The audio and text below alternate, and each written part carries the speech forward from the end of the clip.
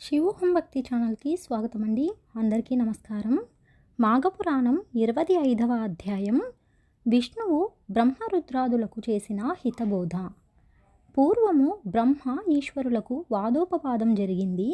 నేను గొప్ప అంటే నేను గొప్ప అని, నేను సర్వేశ్వరుడను, 14 లోకములకు అధిపతిని నేనే అన్నారు శివుడు. కాదు, ఈ 14 లోకాలను సమస్త చరాచర జీవరాశిని సృష్టించిన సృష్టికర్తను నేను, కావున నేనే గొప్ప అన్నాడు బ్రహ్మదేవుడు. వాద ప్రతివాదములు తర్కమీమాసములతో 1000 ఏళ్ళు గడిచిపోయినవి. ఇద్దరూ వాగ్విదాంలో మునిగిపోయారేమో. సృష్టి కార్యం అంతా స్తంభించిపోయింది. అంతట శ్రీ మహావిష్ణువు విరాట్ రూపంతో ప్రత్యక్షమయ్యారు. బ్రహ్మ ఈశ్వరులు ఇద్దరూ సమస్త లోకములు ఇమిడి ఉన్న ఆ రూపమును తిలకించి నిశ్చేష్టులైనారు.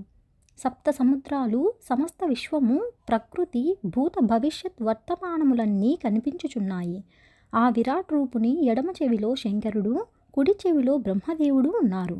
ఆ రూపమునకు ఆద్యంతములు లేవు. సర్వత్రా తానై ఉన్నారు. అనేక వేల బాహువులతో ఉన్నారు. సమస్త దేవాది దేవులు, దేవతలు, రాక్షసులు, మునులు సమస్తము భగవంతుని కీర్తిస్తూ కనబడుచున్నారు.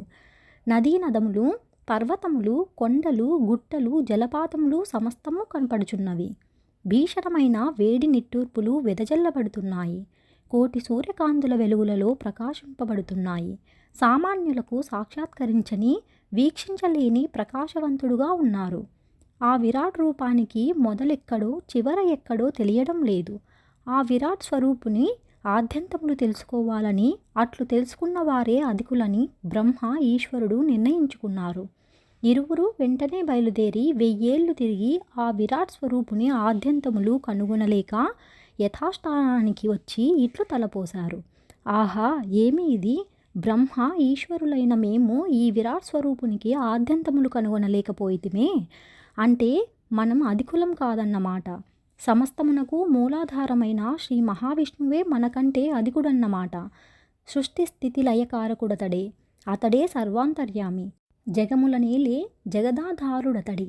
పంచభూతాలు, సూర్యచంద్రులు సర్వము ఆ శ్రీమన్నారాయణుడై.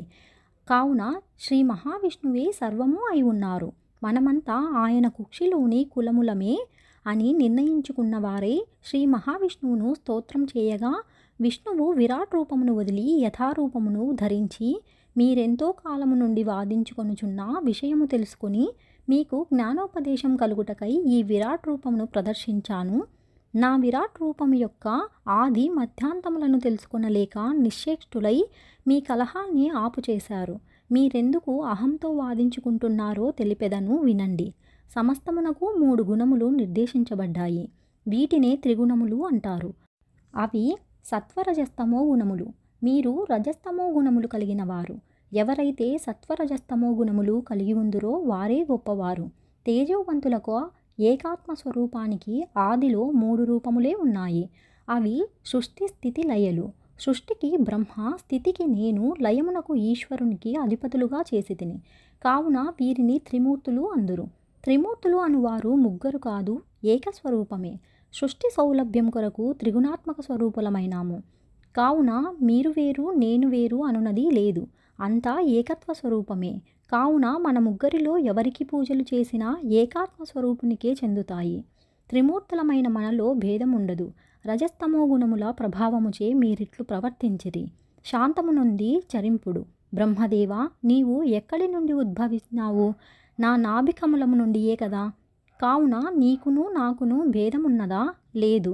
అట్లే ఓ మహేశ్వర, ఓంకార స్వరూపుడవగు నీ గొప్పతనమును తెలియగోరి నారదుడొకనాడు నీ మహత్యమును తెలుపనమనగా, నేను నీ యొక్క మహిమను సర్వస్వమును వినిపించితిని.